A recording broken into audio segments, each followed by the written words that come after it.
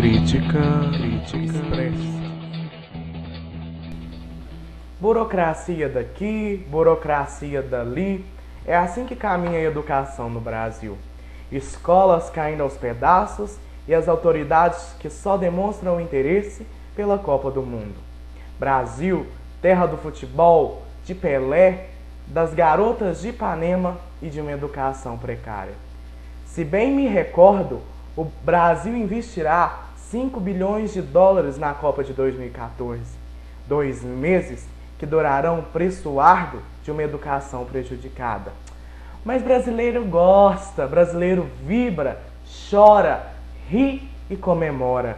Acontece que a maioria destes brasileiros são acometidos de um analfabetismo funcional.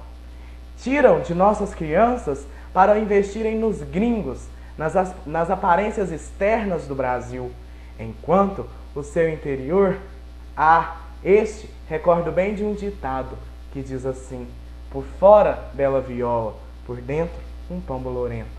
Escolas que estão junto ao MEC e das autoridades por mais de anos, planejando planilhas, fazendo plantas e licitações, diretores desgastados, mal remunerados, a ponto de sofrerem os efeitos de uma nova doença que surge no Brasil, a doença da burocracia. As reformas e as construções dos estádios estão a todo vapor, enquanto a educação só decai e o governo sempre atrás, passando um pó de arroz para manter as aparências. Mas brasileiro gosta, ri e chora. Brasileiro é futebol, é praia, é sol. E a educação?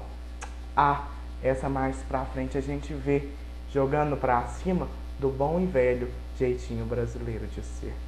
Essa foi mais uma Crítica Expressa. Até a próxima, José Luiz.